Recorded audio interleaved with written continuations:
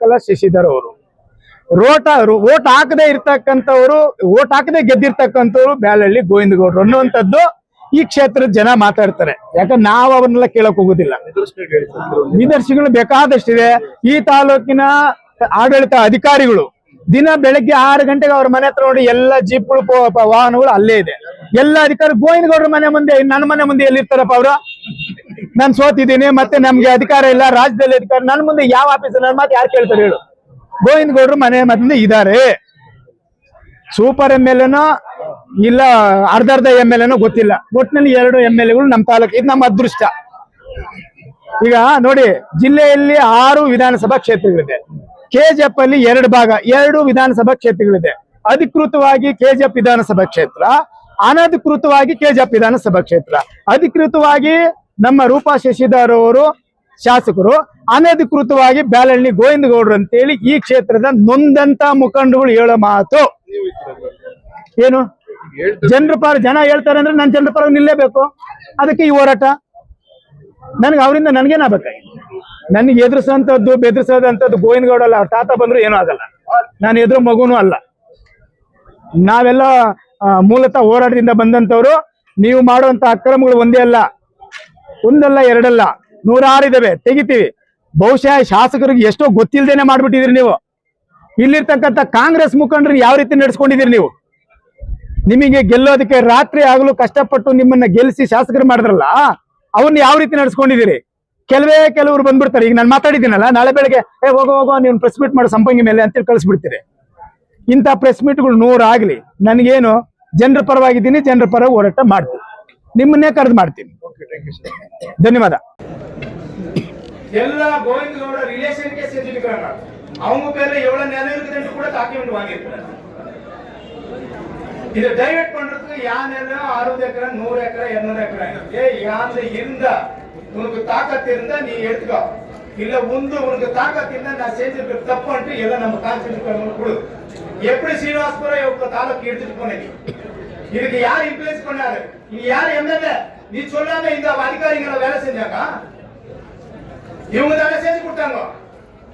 இந்த கச்சேரிக்கு வந்தா உங்க ரேஷன் கார்டுக்கும் பென்ஷனுக்கும் இன்கம் சர்டிபிகேட் கேஷ் சர்டிபிகேட் வந்தா பணம்னு சொல்லி கேக்குது. சேரு பணம்னு கேக்குது, டேபிள் பணம் கூடன்னு கேக்குது, அந்த சேர்ல உட்கார ஆள் கூட பணம்னு கேக்குது. எங்க பணம்? எவ்வளவு பணம் கொடுக்குறீங்க சொல்லுங்க? ரேஷன் கார்டுக்கு 2000 3000, இந்த இன்கம் சர்டிபிகேட் கேஷ் சர்டிபிகேட்டுக்கு 2000 3000. யாரப்பா வீட்டு பண்ணணும்? ஏன் கவர்மெண்ட் பேமெண்ட் கொடுக்காத உங்களுக்கு? இல்ல அங்கேதான் இன்னொரு MLA ಗೋವಿಂದಗೌಡಕ್ಕೆ எடுத்துட்டு போய் கொடுக்கணுமா? கால் பண்ணோம். இந்த MLA வெக்கம் இல்ல. உன் பதவியே உன் அதிகாரத்தை நீ நிரூபிக்கணும், சாதிக்கணும். இது ஜன ஓட் போட்டதுக்கு உனக்கு ಗೋವಿಂದಗೌಡಕ್ಕெல்லாம் அவங்களுக்கு என்ன மரியாதை? உன் குரு இல்ல உங்க வீட்டை வச்சுக்கோங்க. ஜனம் முன்னாடி என்னது அந்த குரு? இந்த மாதிரி நீங்க யார் வந்திருக்கிறீங்க, ரேஷன் கார்டு பென்ஷன் இது பிராரம்பிச்சிருக்கிறோம். போராட்டம் கொடுக்குற வரைக்கும் நாங்க எல்லாம் இந்த போராட்டத்தை எப்பவும் விடுறதே இல்லை.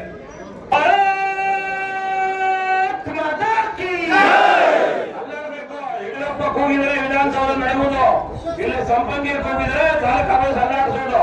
ಅರ್ಥಾಯ್ತಾ? ಭಾರತ್ ಮಾತಾ ಕಿ ವಂದೇ ಮಾತರಂ, ಮಾತರಂ, ಮಾತರಂ, ವಂದೇ ಮಾತರಂ.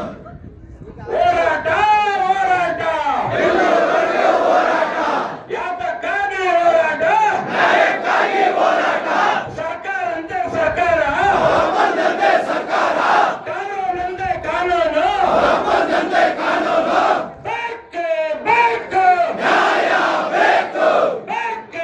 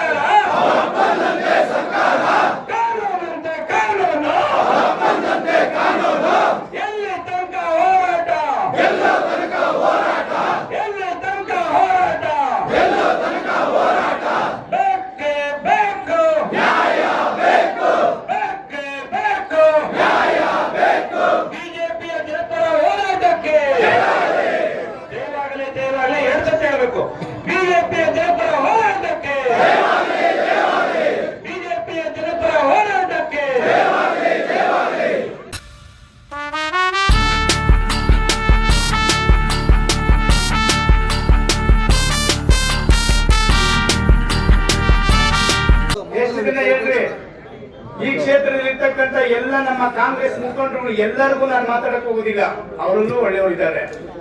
ಕೆಲವರು ಅಮ್ಮನ್ನ ನೆಲದಲ್ಲೇ ಬಿಡಲ್ಲ, ಹಿಂಗೆ ಎತ್ಕೊಂಡು ಹೋಗ್ತಾರೆ ಆಕಾಶದಲ್ಲಿ.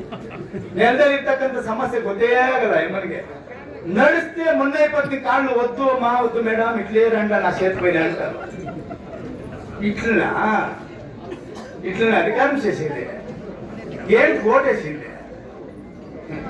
కోటేసింది పేదోళ్ళకి మంచి పని చేయాలా, ఓటేసిండారు ఆ రుణం తెంపుకోనాలా, దానికి ఓటేసింది అది. అదేమన్నా తెలుసునా నీకు? మీ గురు గోవిందగౌడికి ఏమన్నా తెలుసునా? మీ గురువు ఎన్ని జమీన్ ఇక్కడ చేసుకున్నాడు, ఏమేం చేసిండ్రు వాళ్ళ సంబంధికులకి అవంతా ఓటే తీస్తాను. నువ్వు ఆన్సర్ అయ్యే ఓకే నన్ను వెళ్ళిక నా ఒక ప్రశ్నకి ఒక క్వశ్చన్ ఈనేలేను. కేజీ కోటలో ఉండే జమీన్ 60 ఎకరాలు, కిత్తండూరు శ్రీనివాసపురం తాలూకు మా రోనూరు చంద్రన్ ఇక్కడే వచ్చినారు. ఆ ఊరు వాళ్ళు చేసినారు 60 ఎకరాలు. ఏ పేపర్ ಇಲ್ಲ ಆ 60 ಎಕರೆನ ಜಿಲ್ಲಾಧ್ಯಕ್ಷರು ಸ್ವಲ್ಪ ಸಹಾಯ ಮಾಡೋದು. ಆ 60 ಎಕರೆ ಭೂಮಿ 1930ರಲ್ಲಿ ಮೈಸೂರು ಮಹಾರಾಜರು ಅರಣ್ಯ ಇಲಾಖೆಗೆ ವರ್ಗಾವಣೆ ಮಾಡಿದ್ದಾರೆ ಅನ್ನುವಂತ ದಾಖಲೆ ಫಾರೆಸ್ಟ್ ಡಿಪಾರ್ಟ್ಮೆಂಟ್ ಅವರು ಕೊಟ್ಟಿದ್ದಾರೆ. ಅವ್ರದೇ ಸೀಲು, ಅವ್ರದೇ ಸೈನ್. ಸರ್, ಈ 121 ಎಕರೆ ಸರ್ವೆ 121 ಸರ್ವೆ ನಂಬರ್ ಅಲ್ಲಿ 60 ಎಕರೆ ಭೂಮಿ ನಮ್ಮದು ಅಂತೇಳಿ ಅವ್ರ ರೇಟಿಂಗ್ ಅನ್ನ ಕೊಟ್ಟಿದ್ದಾರೆ. ಇಲ್ಲಿದೆ ನೋಡಿ.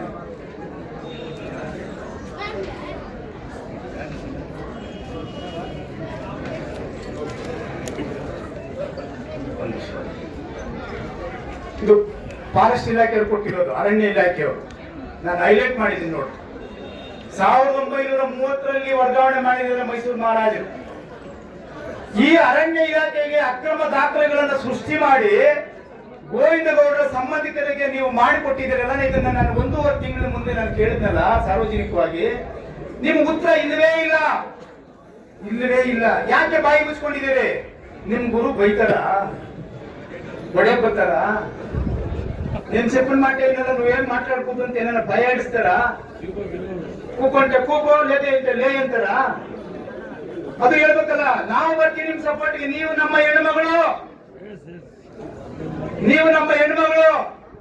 ನಿಮಗೆ ಆ ರೀತಿ ದೌರ್ಜನ್ಯ ಮಾಡಿ ಅವ್ರೇನ ತೊಂದರೆ ಕೊಟ್ಟರೆ ಹೋರಾಟಕ್ಕೆ ಬಿಜೆಪಿ ಇರ್ತದೆ. ಹೇಳಿ, ಭಯ ಪಡಬೇಡಿ. ಅಧಿಕಾರ ಶಾಶ್ವತ ಅಲ್ಲ. ಇನ್ನು 18-19 ತಿಂಗಳಿದೆ ಅಷ್ಟೇ. ಮತ್ತೆ ಜನರತ್ರ ಹೋಗೋಣ ನಾವು. ಅದರೊಳಗಡೆ ಇರ್ತಕ್ಕಂಥ ಅಧಿಕಾರವನ್ನ ಪ್ರಾಮಾಣಿಕವಾಗಿ ಅಧಿಕಾರವನ್ನ ಮಾಡಿ, ಯಾರಿಗೂ ಎದುರಬೇಡಿ, ಯಾರಿಗೂ ಅಂಜಬೇಡಿ ಅನ್ನುವಂತ ಕಿವಿ ಮಾತನ್ನು ಹೇಳಿಕೆ ಬಯಸ್ತೇನೆ. ನೀವು ಅವ್ರು ಹೇಳಿದ್ದಕ್ಕೆಲ್ಲ ನೀವು ಕಿವಿ ಉಡ್ಸ್ಕೊಂಡು ಇಲ್ಲಿ ಸಿಗ್ತಕ್ಕಂಥ ಸಾವಿರಾರು ಜನ ನಮ್ಮ ಕಡು ಬಡವರ ತಾಯಿಯಂದಿರ ಹೊಟ್ಟೆ ಮೇಲೆ ಹೊಡೆದಿದ್ದೀರಲ್ಲ, ಇದು ನಿಮ್ಗೆ ಒಳ್ಳೇದಾಗತ್ತಾ? ಹೇಳಿ. ಯಾರಿಗೂ ಒಳ್ಳೇದಾಗಲ್ಲ.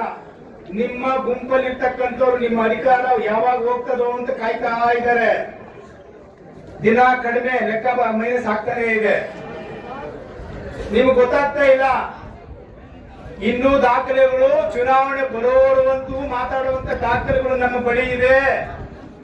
ಈ ಕೆಜಿಎಫ್ ಅಲ್ಲಿ ಪ್ರಾರಂಭವಾಗಿರ್ತಕ್ಕಂಥ ಈ ಕಿಚ್ಚು ಕೋಲಾರದ ಪ್ರತಿ ಹಳ್ಳಿಗೂ ಅಂಟ್ಕೊಳ್ತದೆ.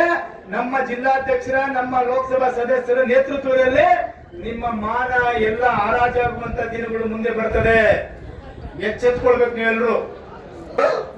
ಯಾರನ್ನು ಉದ್ಧಾರ ಆಗಲ್ಲ? ಇಲ್ಲ, ಉದ್ಧಾರ ಆಗಲ್ಲ. ಅದಕ್ಕೋಸ್ಕರ ಸಂಪಂಗಿಯಣ್ಣವರು ದಿನನಿತ್ಯ ಹೋರಾಟ ಮಾಡ್ತಾನೆ ಇದ್ದಾರೆ. ಸರ್ಕಾರಿ ಜಮೀನು ಉಳಿಬೇಕು.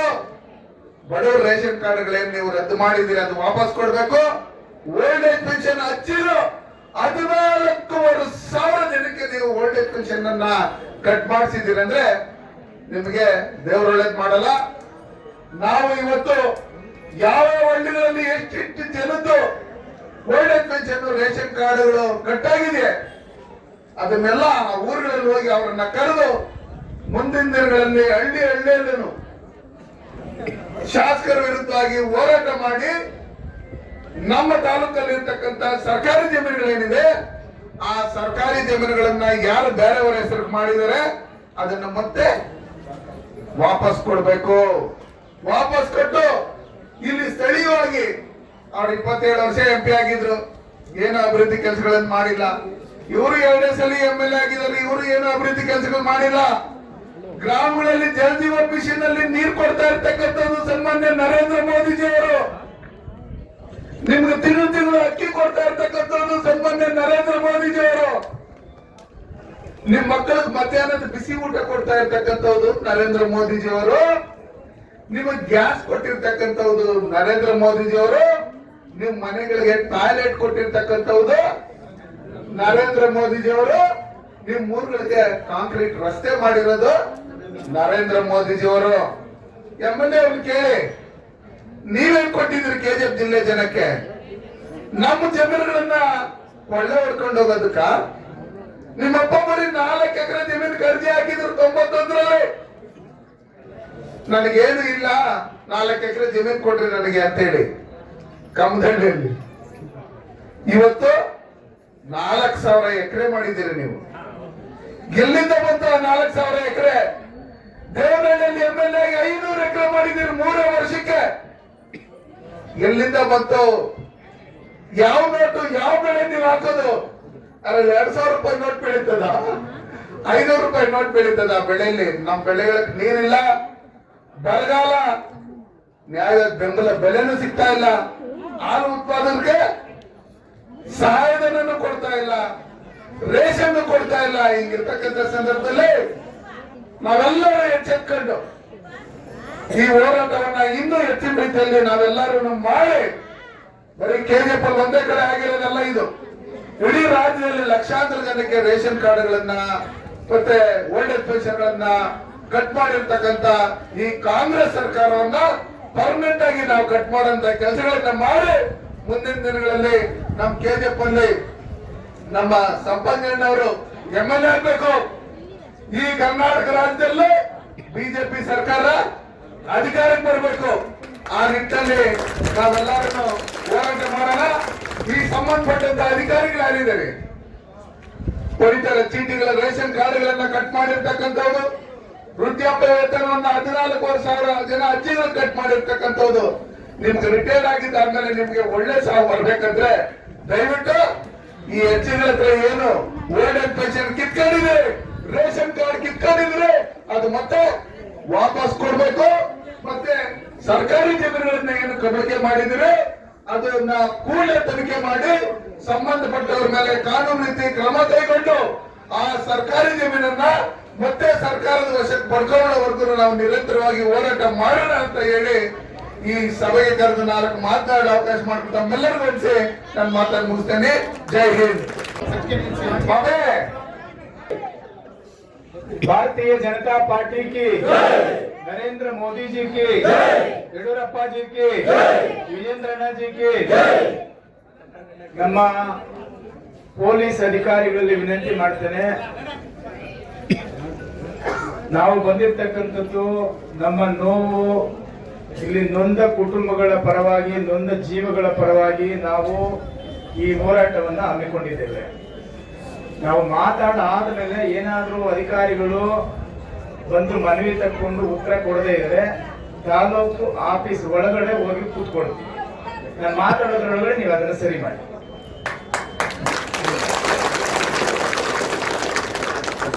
ಬಂಧುಗಳೇ, ಕಳೆದ 1.5 ತಿಂಗಳಿಂದ ರಾಜಾರೆಡ್ಡಿ ಎಲ್ಲ 220 ಕಬಲಿ ಕರೆಯದೆ ಈ ಕಡೆ. ಕಳೆದ 1.5 ತಿಂಗಳಿಂದ ನಮ್ಮ KGF ತಾಲೂಕಲ್ಲಿ ನಡೀತಕ್ಕಂತ ಅಕ್ರಮಗಳನ್ನ ಮಾಧ್ಯಮಗಳ ಮೂಲಕ ನಮ್ಮ ಇಡೀ ಕ್ಷೇತ್ರ, ಜಿಲ್ಲೆಯ ಜನ ನೋಡುವ ರೀತಿಯಲ್ಲಿ ನಾವು ದಾಖಲೆಗಳ ಸಮೇತ ನಿಮ್ಮ ಮುಂದೆ ಇಟ್ಟಿದ್ದೀವಿ. ನಮ್ಮ ಜಿಲ್ಲಾಧ್ಯಕ್ಷರಿಗೆ, ನಮ್ಮ 4 ಜಿಲ್ಲೆಯ ವಿಭಾಗ ಪ್ರಭಾರಿಗಳಿಗೆ ಮತ್ತು ನಮ್ಮ ಸಂಸದರಿಗೆ, ನಮ್ಮ ಜಿಲ್ಲೆಯ ಪದಾಧಿಕಾರಿಗಳಿಗೆ, ಎಲ್ಲ ಮಂಡಲ ಪದಾಧಿಕಾರಿಗಳಿಗೂ ಕಾರ್ಯಕರ್ತರಿಗೂ ಈ ವಿಷಯವನ್ನ ನಾವು ತಿಳಿಸಿದ್ದೇವೆ. ಈ ಹೋರಾಟ ಭಾರತೀಯ ಜನತಾ ಪಾರ್ಟಿಯ ಹೋರಾಟ, ನೊಂದಂತ ಕಷ್ಟದಲ್ಲಿ ಇರುವಂತ ಎಲ್ಲ ಜಾತಿ ಜನಾಂಗದವರ ಪರವಾಗಿರ್ತಕ್ಕಂಥ ಹೋರಾಟ. ಅದಕ್ಕಾಗಿ ನಾವೆಲ್ಲರೂ ಒಗ್ಗಟ್ಟಾಗಿ ಇಲ್ಲಿ ಸೇರಿ ನಿಮ್ಮ ಪರವಾಗಿ ಹೋರಾಟವನ್ನು ಹಮ್ಮಿಕೊಂಡಿದ್ದೇವೆ. ನಮ್ಮ ಪ್ರಶ್ನೆ ಇಲ್ಲಿರುವಂತ ಶಾಸಕರಿಗೆ, ನಮ್ಮ ಕ್ಷೇತ್ರದಲ್ಲಿ ಇಬ್ಬರು ಶಾಸಕರಿದ್ದಾರೆ. ಒಬ್ಬರು ಅಧಿಕೃತವಾಗಿ ಈ ಕ್ಷೇತ್ರದಲ್ಲಿ ಮತದಾನ ಮಾಡಿ ಗೆದ್ದಂತ ಒಬ್ಬ ಶಾಸಕರು. ಇದು ನಿಮ್ಗೆ ಗೊತ್ತಿದೆ, ವಿಧಾನಸೌಧದಲ್ಲಿ ಚುನಾವಣೆಯಲ್ಲಿ ಗೆದ್ದಂತ ವಿಧಾನ ಪರಿಷತ್ತು ಸದಸ್ಯರುಗಳು ಇದ್ದಾರೆ. ಆಯಾ ಸರ್ಕಾರಗಳು ಬಂದಂತ ಸಂದರ್ಭದಲ್ಲಿ ನಾಮಿನೇಟೆಡ್ ವಿಧಾನ ಪರಿಷತ್ ಸದಸ್ಯರು ಇದ್ದಾರೆ. ಅಂದ್ರೆ ನಮ್ಮ ಕ್ಷೇತ್ರದಲ್ಲಿ ನಾಮಿನೇಟೆಡ್ MLA ಯಾರು ಅಂತ ಹೇಳಿದ್ರೆ ನೀವ್ ಹೇಳ್ತೀರಾ? ನನಗೆ ಗೊತ್ತಿಲ್ಲ ಅವ್ರ ಹೆಸರು. ವೋಟ್ ಹಾಕದೆ ಹಂಗೆ ಇಲ್ಲಿ ಇನ್ನೊಬ್ರು MLA ಆಗಿದ್ದಾರೆ. ಯಾರು ಅವ್ರ MLA? ವೋಟ್ ಹಾಕಿ ಗೆದ್ದಿರೋ MLA ಇಡೀ ಜಿಲ್ಲೆಯಲ್ಲಿ 6 ಕ್ಷೇತ್ರ ಇರೋದು. ಇನ್ನು ಡಿಲಿಮಿಟೇಷನ್ ಆಗಿಲ್ಲ. 7 ಕ್ಷೇತ್ರ ನಮ್ಮ ಜಿಲ್ಲೆಯಲ್ಲಿ ಆಗಿದೆ. ಅದರಲ್ಲಿ ವಿಶೇಷವಾಗಿ ಕೆಜೆ ತಾಲೂಕಿನಲ್ಲಿ 2 ಶಾಸಕರು. ಎಂತ ಅದೃಷ್ಟವಂತರು ನಮ್ಮ ತಾಲೂಕು ನೋಡ್ರಿ. EMA ಕೆಲಸ ಮಾಡದೇ ಇದ್ರೆ ಕೋಲಾರ ಹೋದ್ರೆ ಅವ್ರು ಕೆಲಸ ಮಾಡ್ಕೊಡ್ತಾರೆ. ಅವ್ರು ಕೆಲಸ ಮಾಡಿಲ್ಲ ಅಂದ್ರೆ EMA ಕೆಲಸ ಮಾಡ್ತಾರೆ ಅಂತ ನಂಬಿಕೆ. ಕೆಲಸ ಆಗಿರೋದಂತೂ ಯಾರು ಹೇಳಲ್ಲ. 3 ಸಬ್ಜೆಕ್ಟ್ ಇಟ್ಕೊಂಡು ಹೋರಾಟವನ್ನ ಪ್ರಾರಂಭ ಮಾಡಿದ್ದೀವಿ. ಇನ್ನು ಎಲೆಕ್ಷನ್ ಮುಗಿಯುವವರೆಗೂ ಇರ್ತಕ್ಕಂಥ ಸಮಸ್ಯೆಗಳು ಹಗರಣಗಳು ನಮ್ಮ ಮುಂದೆ ಇದೆ. ಪ್ರಾರಂಭ ಇದು. ಕಳೆದ 15-20 ದಿವಸಗಳಿಂದ ತಯಾರಿ ಮಾಡಿರ್ತಕ್ಕಂಥ ಈ ಕಾರ್ಯಕ್ರಮನ ಕೆಡಿಸಬೇಕು ಅಂತ ಹೇಳಿ ಮುನ್ಸಿಪಾಲಿಟಿಯ ಆವರಣದಲ್ಲಿರ್ತಕ್ಕಂಥ ಬಾಬಾ ಸಾಹೇಬ್ ಅಂಬೇಡ್ಕರ್ ಅವರ ಪ್ರತಿಮೆಯನ್ನ ಇವರೇ ತೀರ್ಮಾನ ಮಾಡಿದ್ರು. ಆಗಸ್ಟ್ 15ನೇ ತಾರೀಕು ನಾವು ಇಡಬೇಕು ಅಂತ ಹೇಳಿ. ಆದರೆ ಈ ಹೋರಾಟವನ್ನು ಕೆಡಿಸಬೇಕಂತೇಳಿ ಬಾಬಾ ಸಾಹೇಬ್ ಅಂಬೇಡ್ಕರ್ ಪ್ರತಿಮೆಯನ್ನ ಕೂರಿಸುವಂತ ಬೆಡ್ ಇನ್ನು ಕ್ಯೂರಿಂಗ್ ಆಗಿಲ್ಲ. ಪ್ಲಾಸ್ಟಿಂಗ್ ಮಾಡಿರೋದಕ್ಕೆ ಇನ್ನು ನೀರೇ ಸರಿಯಾಗಿ ಆಗ್ತಿಲ್ಲ. ತರಾತುರಿಯಲ್ಲಿ ಇವತ್ತು ಅಲ್ಲಿ ಉದ್ಘಾಟನೆ ಮಾಡಕ್ ಹೋಗಿದ್ದಾರೆ. ಆದ್ರೆ ನಮಗೆಲ್ಲ ಅನಿಸ್ತದೆ ಈ 3 ವಿಷಯಕ್ಕೆ ಕಾಂಗ್ರೆಸ್ಸಿನ ಶಾಸಕರಿಗೆ ಈ ರೀತಿ ಭಯ ನಡುಕ ಉಂಟಾಗಿದೆ ಅಂತ ಹೇಳಿದ್ರೆ ಅದು ಬಿಜೆಪಿಯ ಹೋರಾಟ, ಬಿಜೆಪಿಯ ಕಾರ್ಯಕರ್ತರ ಶಕ್ತಿ ಅನ್ನುವಂಥದ್ದನ್ನ ಈ ಸಂದರ್ಭದಲ್ಲಿ ಹೇಳಿಕೆ ಬಯಸ್ತೇನೆ ಬಂಧುಗಳೇ. ಪ್ರಾರಂಭ ಇನ್ನು ಅಂತ್ಯ ಎಲ್ಲಿದೆ ನೋಡಿ. ಮುಂಬರುವ ವಿಧಾನಸಭೆಯ ಚುನಾವಣೆಯಲ್ಲಿ ಅವಾಗ ಅಂತ್ಯ ಆಗುತ್ತೆ. ಅದಕ್ಕಿಂತ ಮುಂಚಿತವಾಗಿಯೇ ಈ ಭಯ ವಾತಾವರಣ ನಿರ್ಮಾಣ ಆಗಿದೆ ಅಂತ ಹೇಳಿದ್ರೆ ಅದಕ್ಕೆ ಕಾರಣಕರ್ತರು ಇಲ್ಲಿ ಬಂದಿರತಕ್ಕಂತ ನಮ್ಮ ಪಕ್ಷದ ಮುಖಂಡರು, ಕಾರ್ಯಕರ್ತರು, ನಮ್ಮೆಲ್ಲ ಜವಾಬ್ದಾರಿತ ಸ್ಥಾನದಲ್ಲಿರ್ತಕ್ಕಂಥ ನಮ್ಮ ಪಕ್ಷದ ಮುಖಂಡರು.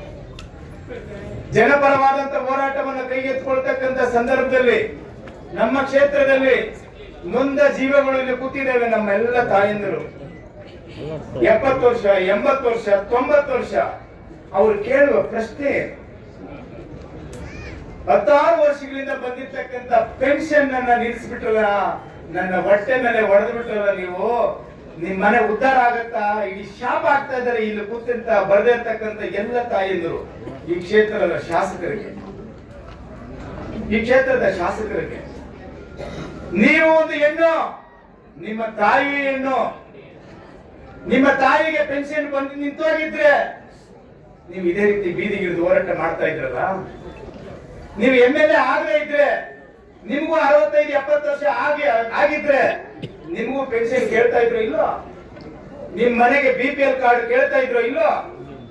4,000 BPL ಕಾರ್ಡ್ ಅನ್ನ ನಿಲ್ಲಿಸಿದಿರಿ ಅಂದ್ರೆ ಒಂದು ಮನೆಯಲ್ಲಿ 4ರಿಂದ 5-6 ಜನ ಇರುವಂತ ಕುಟುಂಬದ ಮನೆಗೆ ತಿನ್ನುವ ಅನ್ನಕ್ಕೆ ಮಣ್ಣು ಹಾಕಿದಿರಿ. ಅನ್ನ ತಿನ್ನುವ ಹೊಟ್ಟೆಗೆ ಮಣ್ಣು ತಿನ್ನಿ ಅಂತ ಹೇಳ್ತಾ ಇದ್ದೀರಲ್ಲ, ಇದು ನ್ಯಾಯನಾ? ನಿಮಗೆ ಇದು ಧರ್ಮನಾ? ಅದಕ್ಕೇನ ಈ ಕ್ಷೇತ್ರದಲ್ಲಿ ಶಾಸಕರು ಆಗಬೇಕು ಅಂತೇಳಿ ನಿಮಗೆ ವೋಟ್ ಹಾಕಿದ್ರು. ಜನಾಭಿಪ್ರಾಯವನ್ನು ನಾವು ಸ್ವೀಕಾರ ಮಾಡಿದ್ದೇವೆ. ನಾವ್ಯಾರು ಕೂಡ ಅದಕ್ಕೆ ಧೃತಿಗೆಡೋದಿಲ್ಲ.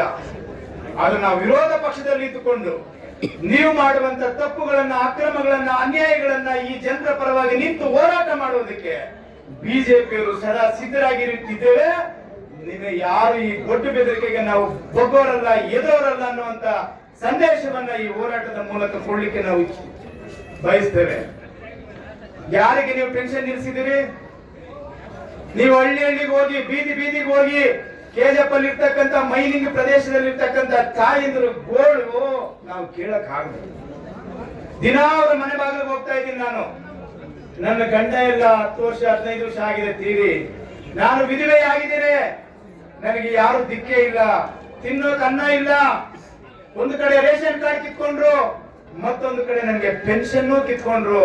ನಾನು ಯಾರ ಹತ್ರ ಹೋಗ್ಲಿ, ಎಲ್ಲಿ ಕೇಳಲಿ? ನನಗೆ ಶುಗರ್ ಇದೆ ಅಂತ ಕೇಳ್ತಾರೆ, BP ಇದೆ ಅಂತ ಹೇಳ್ತಾರೆ, ಆರೋಗ್ಯ ಸರಿ ಇಲ್ಲ ಅಂತ ಹೇಳ್ತಾರೆ. ನಡೆಯಕ್ ಆಗುದು, ಇನ್ನೊಬ್ರು ಹಿಡ್ಕೊಂಡು ಓಡಾಡಬೇಕು. ಅಂತವ್ರು ಪೆನ್ಷನ್ ಕಿತ್ಕೊಂಡಿದ್ದೀರಲ್ಲ, ನಿಮ್ಗೆ ಒಳ್ಳೇದಾಗತ್ತಾ ಹೇಳ್ರಿ?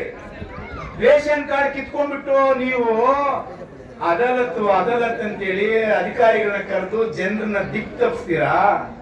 ಅದಾಲತ್ ಅಂದ್ರೆ ಏನು ನಿಮಗೆ ಗೊತ್ತಿದೆ. ಆದ್ರೆ ಈ KGF ಇರ್ತಕ್ಕಂಥ ಜನ ಅಧಿಕಾರಿಗಳು ಬಂದ್ಬಿಟ್ಟಿದ್ದಾರೆ, MLA ಬಂದಿದ್ದಾರೆ. ಇವತ್ತೇ ನನ್ಗೆ ರೇಷನ್ ಕಾರ್ಡ್ ಕೊಡ್ತಾರೆ, ಪೆನ್ಷನ್ ಕಾರ್ಡ್ ಕೊಡ್ತಾರೆ ಅಂತೇಳಿ ಮುನ್ಸಿಪಾಲಿಟಿಗೆ ಬಂದ್ರು. ನಿಮ್ಮ ಉತ್ತರ ಏನು? ಏನ್ ಕೊಟ್ರಿ ನೀವು? ನಿಮ್ಮ ಇನ್ಕಮ್ ಜಾಸ್ತಿ ಆಗ್ಬಿಟ್ಟಿದೆ. ಇವತ್ತಿನ ಪರಿಸ್ಥಿತಿಯಲ್ಲಿ ಎಲ್ಲರ ಮನೆಯಲ್ಲೂ ಟಿವಿ ಇದೆ, ಕಡು ಬಡವರ ಮನೆಯಲ್ಲೂ ಟಿವಿ ಇದೆ. ಆ ಟಿವಿ ತಗೊಳ್ಬೇಕಾದ್ರೆ ಅವ್ರ ಹತ್ರ ದುಡ್ಡಿಲ್ಲ. 1000-2000 ರೂಪಾಯಿ ಕಟ್ಬಿಟ್ಟು ಕಂತಲ್ಲಿ ಟಿವಿ ತರ್ತಾರೆ. ಆ ಶೋರೂಮ್ ಹೋದ್ರೆ 2 ವೀಲರ್ ತಗೋಬೇಕಂದ್ರೆ 5000 ಕಟ್ಟಿದ್ರೆ 2 ವೀಲರ್ ಕೊಟ್ರೆ ಮಿಕ್ಕಿದ್ದೆಲ್ಲ ತಿಂಗಳು ಬಡ್ಡಿ ಸಮೇತ ಕಟ್ಟಬೇಕು. ಹಂಗಾದ್ರೆ ನ್ಯಾಷನಲ್ ನಮ್ಮ ಸ್ಕೀಮು, ದೇಶದ ಪ್ರಧಾನಮಂತ್ರಿ ಕೊಟ್ಟಂತ ಸ್ಕೀಮು NREG ಅಂತ ಮೊದಲು ಕರಿತೀವಿ, ಇವತ್ತು ಜಿ ಅಂತ ಕರಿತೀವಿ. ಅದರ ಯೋಜನೆಯಲ್ಲಿ ಗ್ರಾಮಾಂತರ ಭಾಗದಲ್ಲಿ ಇರ್ತಕ್ಕಂಥ ಹೆಣ್ಮಗಳು ಕೂಲಿಗೆ ಹೋದ್ರೆ 380 ರೂಪಾಯಿ ಕೊಡ್ತಾರೆ. ವರ್ಷಕ್ಕೆ ಎಷ್ಟಾಯ್ತು? 1,20,000 ರೂಪಾಯಿ ಆಗುತ್ತೆ ಹತ್ರ.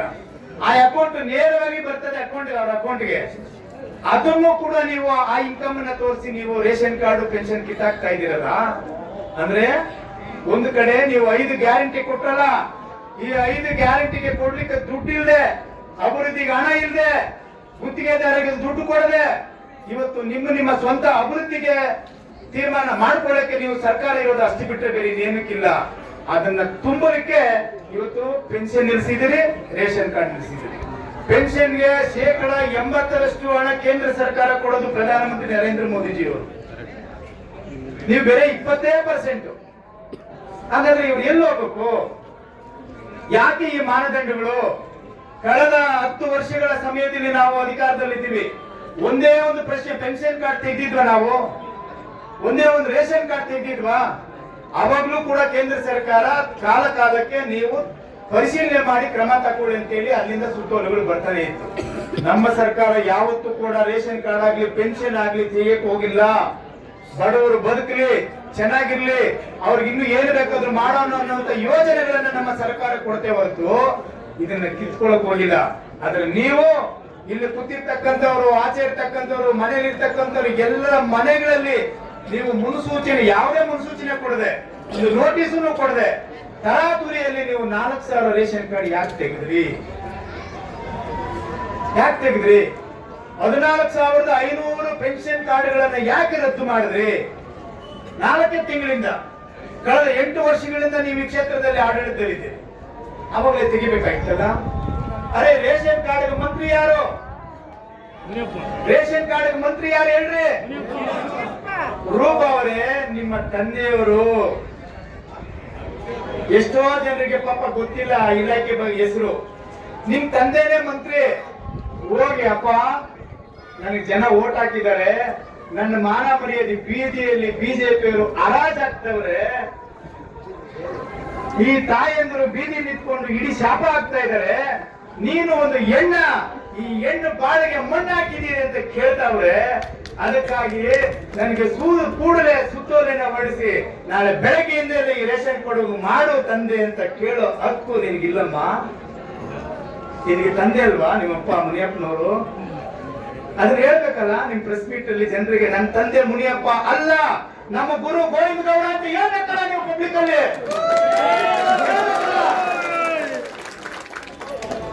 ಮೊನ್ನೆ ಪ್ರೆಸ್ ಮೀಟ್ ಮಾಡಿ ನನ್ನ ವಿರುದ್ಧ ಹೇಳ್ತಾ ಇದ್ದಾರೆ ಪಾಪ ಕಾರ್ಯಕರ್ತರು, ಅವರೆಲ್ಲ ನನ್ನ ಜೊತೆಲಿ ಇದ್ದವ್ರೆ, ನನ್ನ ಹೆಸರುಗಳು ಹೇಳಲ್ಲ. ಗೋವಿಂದ ಗೌಡರು ರೂಪಾಗೆ ಗುರು ಅಂತ ಹೇಳಿದ್ರು. ನಿಮ್ಮ ಪತ್ರಿಕೆಗಳಲ್ಲಿ ಬಂದಿದೆ, ನಾನೆಲ್ಲೂ ಹೇಳಿಲ್ಲ ಅದನ್ನ. ಗೋವಿಂದ ಗೌಡ್ರೆ ನಿಮಗೆ ಗುರು ಆಗೋದಾದ್ರೆ KH ಮುನಿಯಪ್ಪನವರು ನಮ್ಮ ದಲಿತ ಸಮಾಜದ ಹಿರಿಯ ನಾಯಕರು ಅಂತ ಎಲೆ ತಟ್ಟುಕೊಂಡು ಹೇಳ್ತೀನಿ ನಾನು.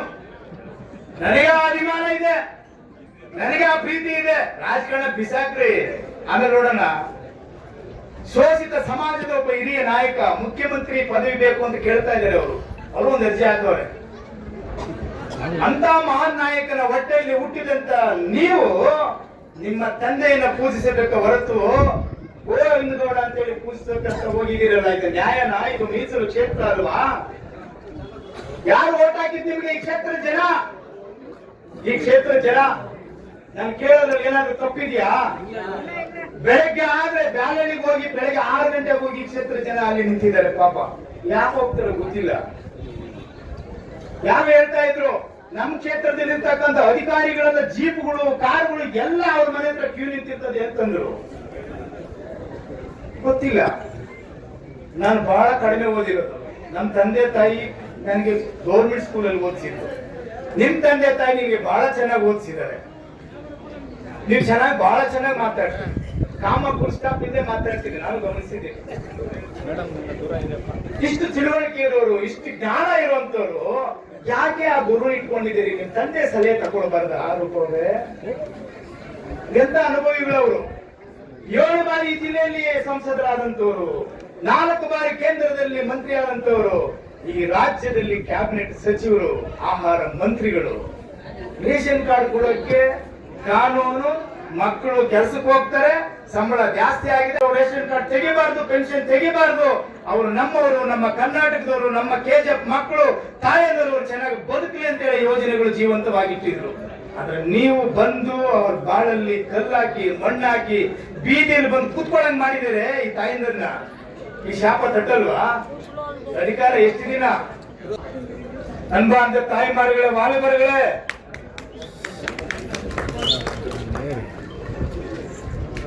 உங்களுக்கு ரேஷன் கார்டு இல்ல, பென்ஷன் இல்ல, இது 2 பத்தி பட்டு பேசுறேன்.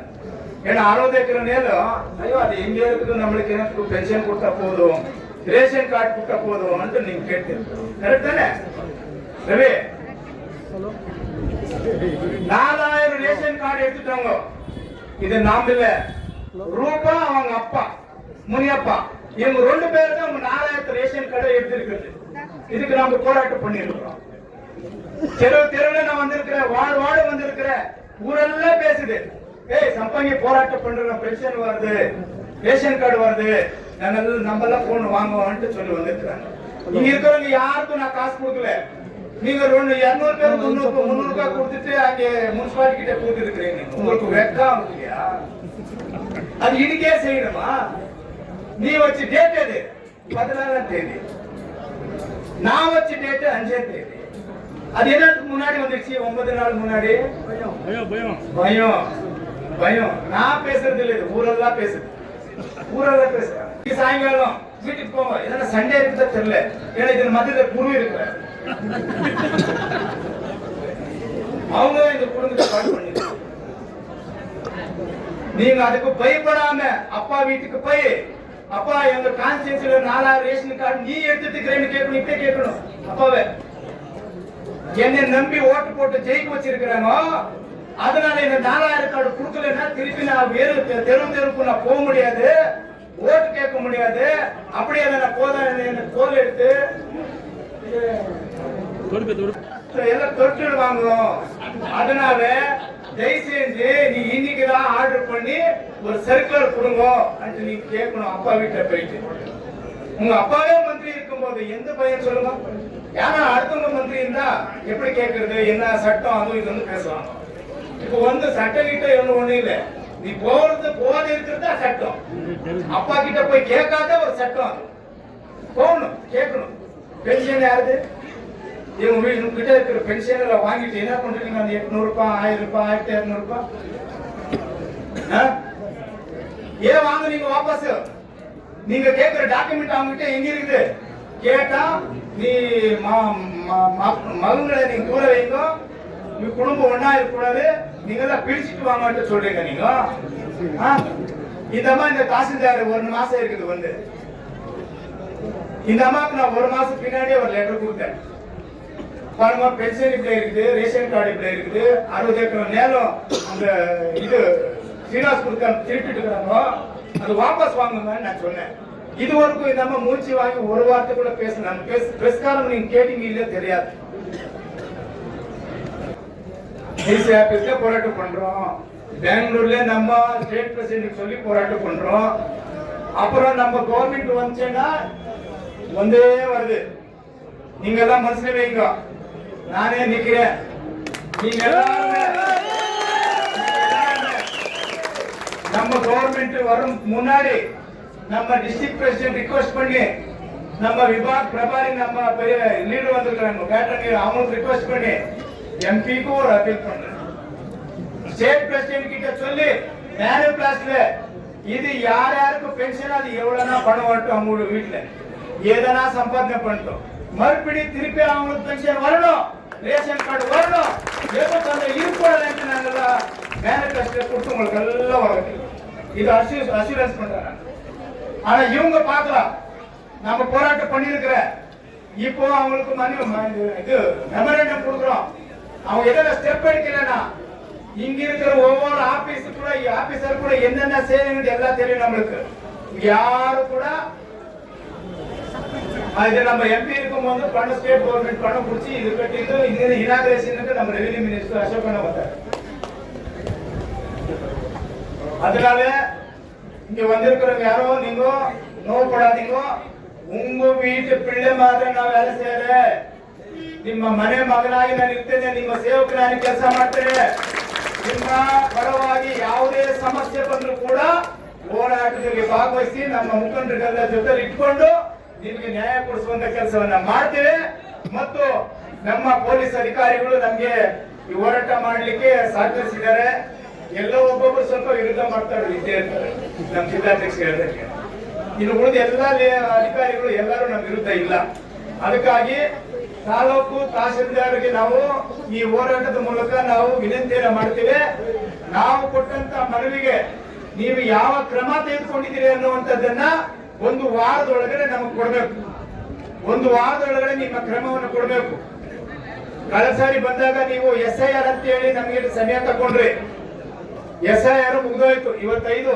ಇನ್ನು 3 ದಿವಸ ಅದು ಮುಗಿದೋಗುತ್ತೆ ಇದು ಯಾವುದು ಅದು ಉಳಿಯೋದಿಲ್ಲ ನಿಮ್ಗೆ ಏನಂತ ಟೆನ್ಷನ್ ಏನಿಲ್ಲ ನಾವು ಕೇಳುವಂತ ಪ್ರಶ್ನೆಗೆ ನೀವು ಉತ್ತರವನ್ನ ಬರವಣಿಗೆಯಲ್ಲಿ ಕೊಡಬೇಕು ನಿಮ್ ಕೈಲಾಗತ್ತಾ ಇಲ್ಲ ಅನ್ನೋದನ್ನು ಕೊಡಿ ಇಲ್ಲ ಮಾಡಿರೋ ತಪ್ಪೇನಿದ್ರೆ ತಪ್ಪು ಅಂತಾನು ಕೊಡಿ ನೀವು ಸತಾಯಿಸ್ಕೊಂಡು ಈ ನೊಂದ ಜನರಿಗೆ ಬಾಯಲ್ಲಿ ಮಣ್ಣಾಕಕ್ ಹೋಗಬೇಡಿ ಈ ಕ್ಷೇತ್ರದ ಶಾಸಕರು ಸೂಪರ್ MLA ಮಾಡಿದಂಗೆ ನೀವು ಮಾಡಕ್ ಹೋಗಬೇಡಿ ನೀವು ಕಾನೂನಿನ ಚೌಕಟ್ಟಲ್ಲಿ ಕೆಲಸ ಮಾಡ್ತಕ್ಕಂಥವ್ರು ಅದನ್ನ ಮೀರಿ ಏನೂ ಮಾಡಕ್ ಹೋಗಬೇಡಿ ಅನ್ನುವಂತ ವಿನಂತಿಯನ್ನ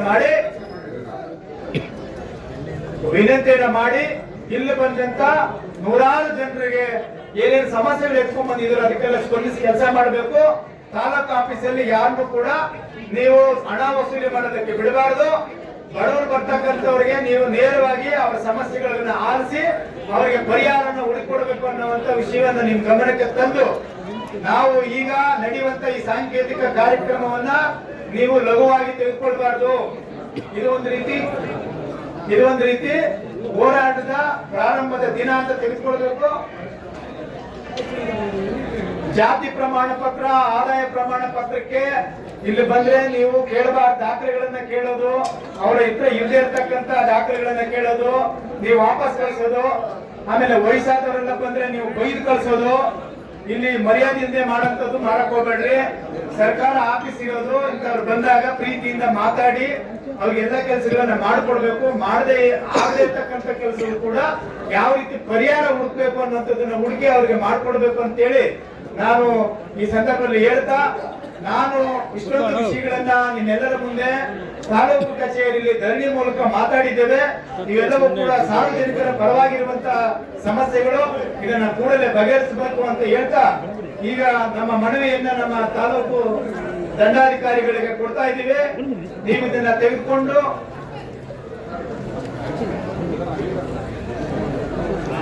ನಾನು ನಮ್ಮ ಮುಖಂಡರ ಜೊತೆಲಿ ನಿಮ್ಮ ಹತ್ರ ಬಂದು ಒಂದು ತಿಂಗಳಿಂದ ಆಮೇಲೆ ನಿಮಗೆ SIR ಇದೆ ತುಂಬಾ ಬಿಸಿ ಸಮಯ ಕೇಳಿದ್ರು ಒಂದು ತಿಂಗಳು ಕಳೆದಿದೆ ಹಾಗ್ಯಾಕೆ ಮಾಡಿಲ್ಲ ಅಂತ ನಾನು ಕೇಳಕ್ ಹೋಗಲ್ಲ ನೀವು SIR ನ ಮುಂದಿಟ್ಟಿದ್ದೀರಿ ಅದಾಗ್ಲಿ ಅದು ಕೂಡ ಬಹಳ ಜರೂರಾದಂತ ವಿಷಯ ಈಗ ತಕ್ಷಣ ಈ 3 ಸಮಸ್ಯೆಗಳಿಗೆ ನೀವು ಕಾನೂನಿನಲ್ಲಿ ಪರಿಶೀಲನೆ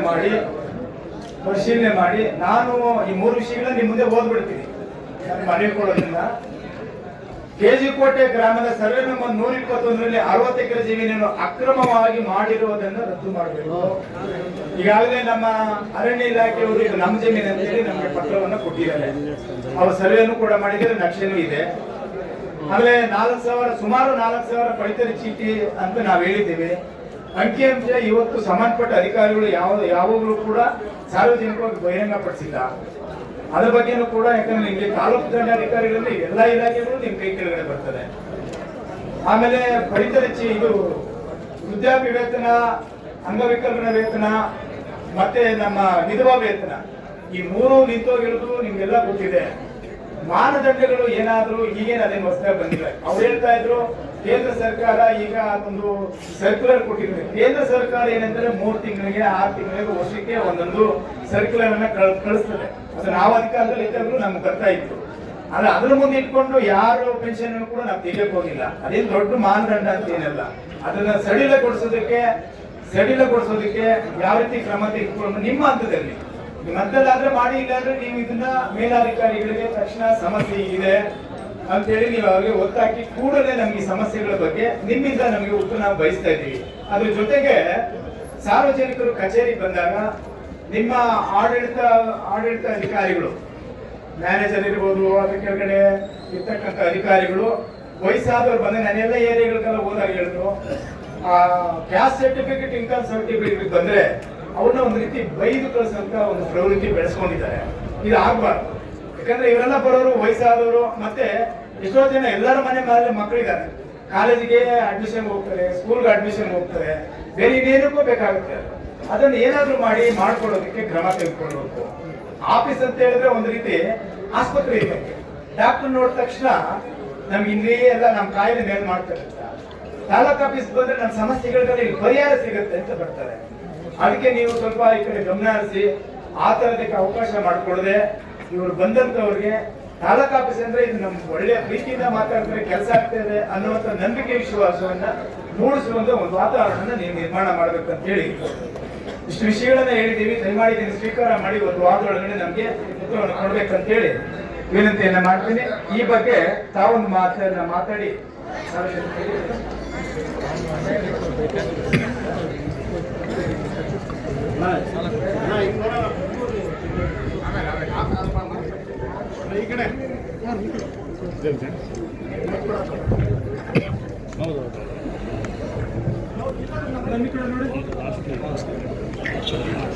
ಎಲ್ಲರಿಗೂ ನಮಸ್ಕಾರ.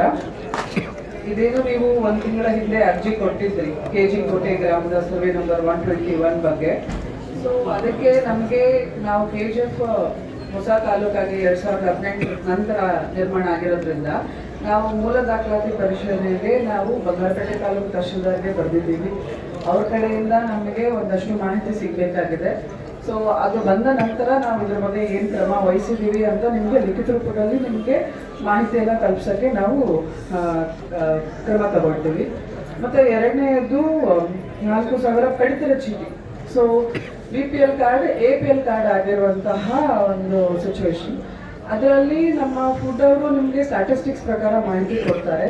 ಬಟ್ ಆದರೆ ಯಾವುದೇ ಕಾರ್ಡ್ ಕ್ಯಾನ್ಸಲ್ ಆಗಿಲ್ಲ ಅನ್ನೋದು ಸಾರ್ವಜನಿಕರ ಗಮನಕ್ಕೆ ತರಕ್ಕೆ ಇಷ್ಟಪಡ್ತೀನಿ. ಎಲ್ಲ ಕಾರ್ಡ್ಗಳು BPL ಇಂದ APL ಆಗಿ ಕಾರಣಾಂತರಗಳಿಂದ ಕನ್ವರ್ಟ್ ಆಗಿದೆ. ಅದನ್ನು ನಾವು ಆದಷ್ಟು ಬೇಗ ನಮ್ಮ ಟೆಕ್ನಿಕಲ್ ಟೀಮ್ ಅಲ್ಲ ನಾನು ಅದನ್ನೇ ಹೇಳ್ತಿದ್ದೀನಿ. ಒಂದು ನಿಮಿಷ ನಾನು ಏನು ಹೇಳ್ತೀನಿ ಅಂದರೆ, ಜನಗಳು ಇನ್ನು ರೇಷನ್ ಕಾರ್ಡು ಕ್ಯಾನ್ಸಲ್ ಆಗಿ ಅವರು ರೇಷನ್ ಇದಕ್ಕೆ ಹೋದಾಗ ಅವ್ರಿಗೆ ರೇಷನ್ ಕೊಡ್ದಿರೋ ವಾಪಸ್ ಕಳಿಸಿರೋ ಅದೇ ಒಂದ್ ನಿಮಿಷ ಸೊ ಅಲ್ಲಲ್ಲ ಪರಿಶೀಲನೆ ಮಾಡ್ತಿರ್ತೀವಿ ಅಂತಾನೆ ನಾನು ಹೇಳ್ತಾ ಇರೋದು. ಅದು ಯಾವ ಸಂದರ್ಭದಲ್ಲಿ ಯಾವ ಕಾರಣಗಳಿಂದ ಆಗಿದೆ ಅದೇ ನಾನು ಟೆಕ್ನಿಕಲ್ ಡೀಟೇಲ್ಸ್ ನಮ್ಮ ಫುಡ್ ಡಿಪಾರ್ಟ್ಮೆಂಟ್ ಅವ್ರ ಕಡೆಯಿಂದ ನಿಮ್ಗೆ ಮಾಹಿತಿ ತಲುಪಿಸ್ತೀನಿ.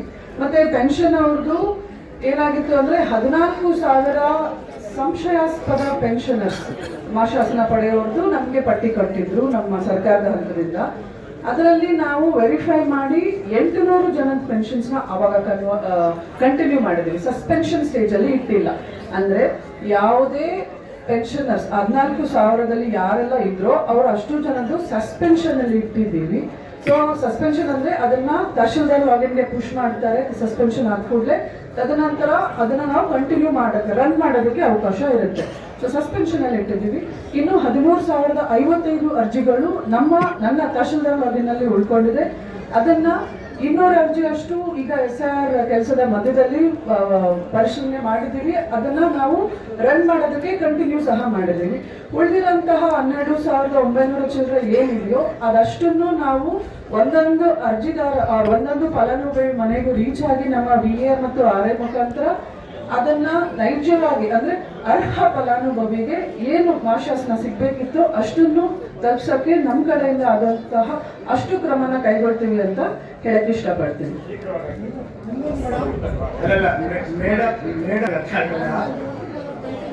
ಅವರು ಅನುಮಾನಾಸ್ಪದಂತ ಫಲಾನುಭವಿಗಳಿಗೆ ನಾವು ಸಸ್ಪೆನ್ಷನ್ ಅಲ್ಲಿ ಇಟ್ಟಿದ್ದೀವಿ ಅಂದ್ರೆ ಅಮಾನತು ಅಂತ ಅರ್ಥ.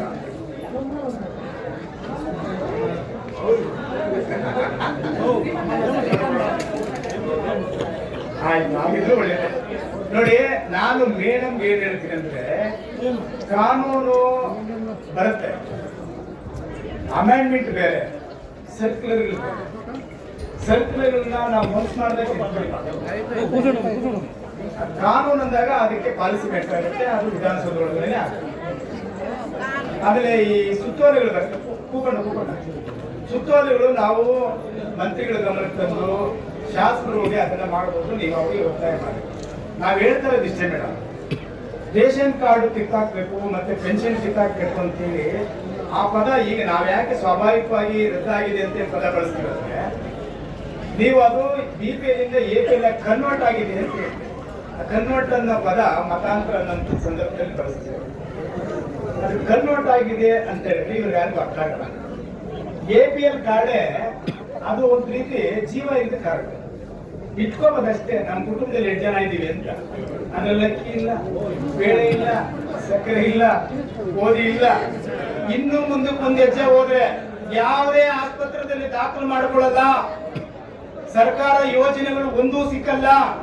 ಇದು APL ಅದೇ ಯಾವುದು ಸಿಕ್ಕಲ್ಲ.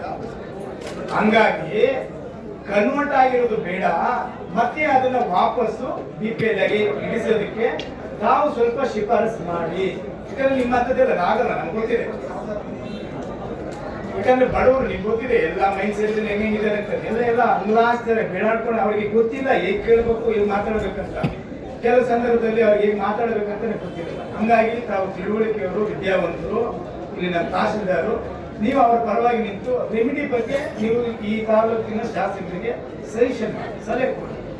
ಒಂದು ರೀತಿ ಒಂದು ಆಗೋದಾದ್ರೆ ಎಲ್ಲ ಆಗ್ಬಿಡಿ, ಇಲ್ಲಾಂದ್ರೆ ಹೋರಾಟ ನಿರಂತರವಾಗಿರ್ತದೆ. ನಾವು ಬರೋದು, ನಿಮ್ಮನ್ನು ಕೇಳೋದು, ನೀವು ಇಷ್ಟ ಹೇಳಕ್ಕಾಗಲ್ಲ.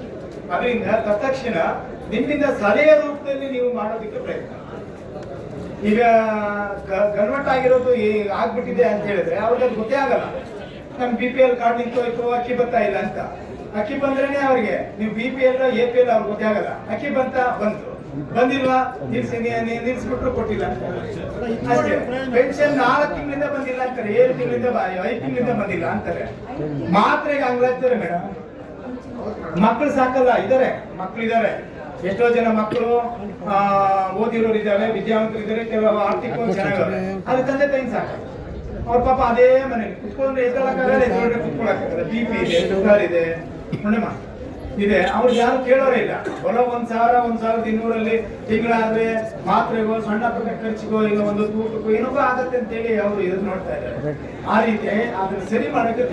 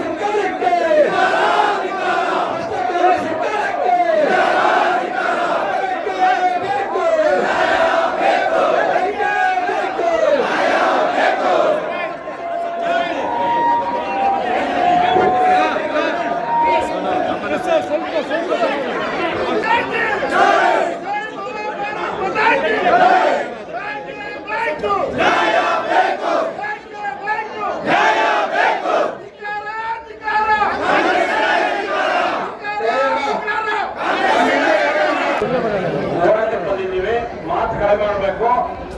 ಇಲ್ಲಿ ಯಾರು ಆಳ್ವಿಕೆ ಮಾಡ್ತಾವ್ರೆ ಅವ್ರಿಗೆ ರಾಜ್ಯ ಸರ್ಕಾರಕ್ಕೆ ನಮ್ಮ ಕೂಗು ಹೋಗ್ಬೇಕಾದ್ರೆ ಏನ್ ನಾಯಕರು ಮಾತಾಡ್ಬೇಕಾದ್ರೆ ಸ್ವಲ್ಪ ತಾಳ್ಮೆಯಿಂದ ಇರಬೇಕು, ಪರಸ್ಪರ ಚರ್ಚೆ ಮಾಡಬಾರ್ದು. ನಮ್ಮ ಕೂಗು ಹೋಗ್ಬೇಕಂದ್ರೆ ನಾವು ಸೈಲೆಂಟ್ ಆಗಿರ್ಬೇಕು. ಇಲ್ಲಿ ಬಂದಿರುವಂತ ನಾಯಕರು ಹೇಳ್ತಾರೆ, ನಮ್ಮ ಸ್ನೇಹಿತರೆ ನೀವೆಷ್ಟು ಘೋಷಣೆ ಕೂಗಿದ್ದೀರಿ ಅಂದ್ರೆ ನಿಮ್ಮ ನೋವು ಎಷ್ಟಿದೆ ಅಂತ ಗೊತ್ತಾಗ್ತದೆ.